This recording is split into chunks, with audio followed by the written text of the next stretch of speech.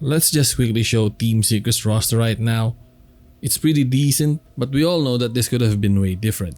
And by way different, I mean Team Secret could have birthed a roster that would be living rent-free not only in the minds of Pacific teams, but also in Alex's head. And yes, I'm talking about Invy, Xavi, and PatMen. The Filipino Superteam that never was. There's a timeline somewhere out there where instead of mixing kimchi to adobo, does that even taste good?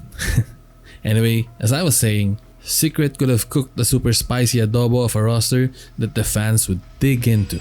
Welcome to Sinistry. Today, it's all about Team Secret and whether they really gave up on the Filipino dream.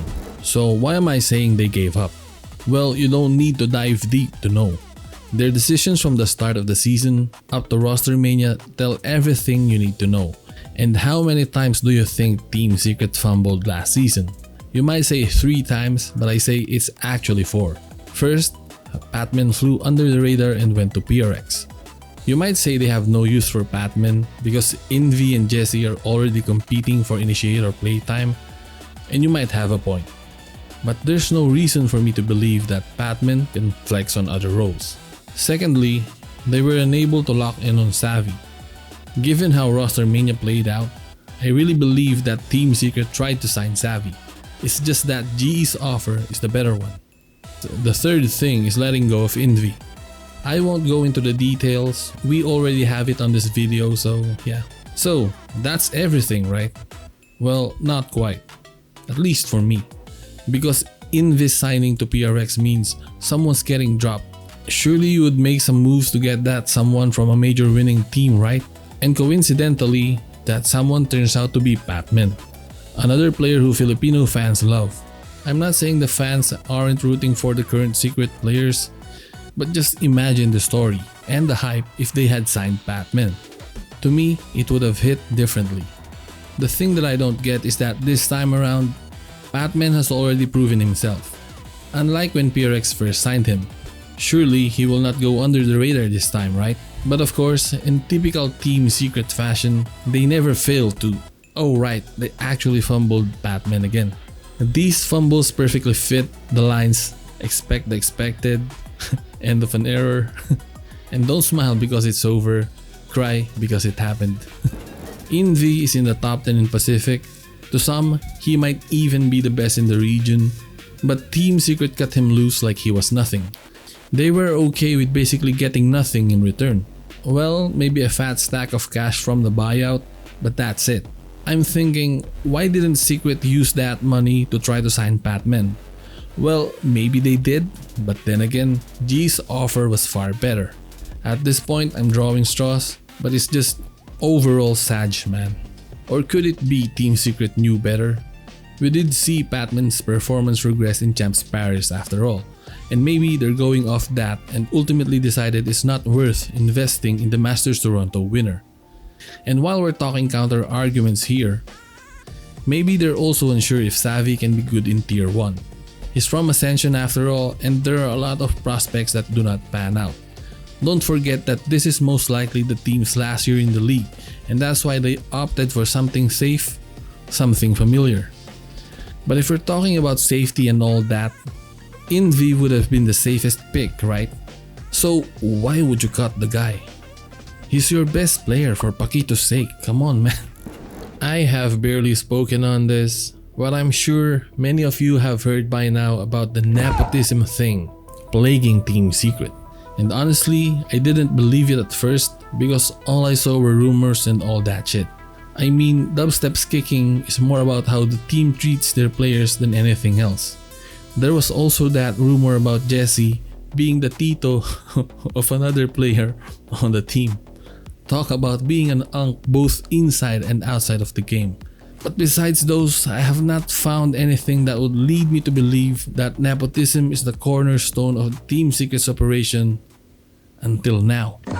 Picking Jessie over Invy may be the clearest sign that nepotism is the engine that powers Team Secret. Because who in their right mind would pick Jessie Vash over Invy? Who does that?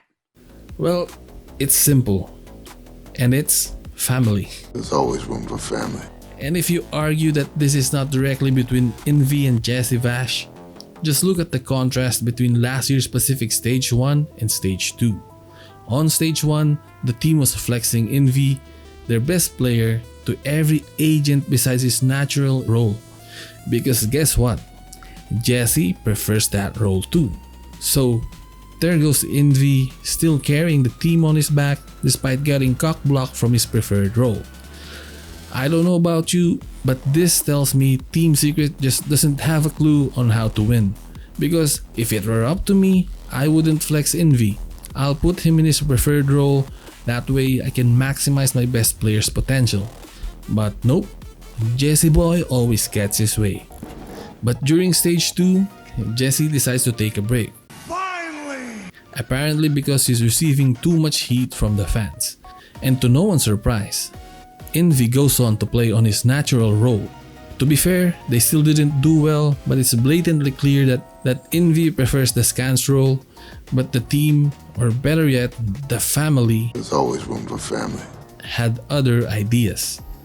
So moving on to the story, the poster boy of Pinoy esports, Jessie, decides he just has to play the final game of the year against RRQ. And guess what happened? Invy goes back to flexing to accommodate Jessie. Now, you tell me if this isn't directly between Invy and Jessie. It breaks my brain thinking about it because again, you can argue Invy being one of the best statistical players in Pacific, yet you let him go in favor of family. There's always room for family. Anyway, this leaves us with the man of the hour, Jessie VS. We don't need to mention his unk status, but for the longest time, I've been confused about why this guy is still playing in the pro scene. Surely he can walk off into the sunset peacefully, right? Plus, being a pro player is such a grind that I have no idea how he's still doing it. For context, this guy was already a pro player back when Dota 2 was all the hype in 2011. So why is he still here? Honestly, it's a big mystery, but if I were to guess, maybe he feels he's still got something to prove.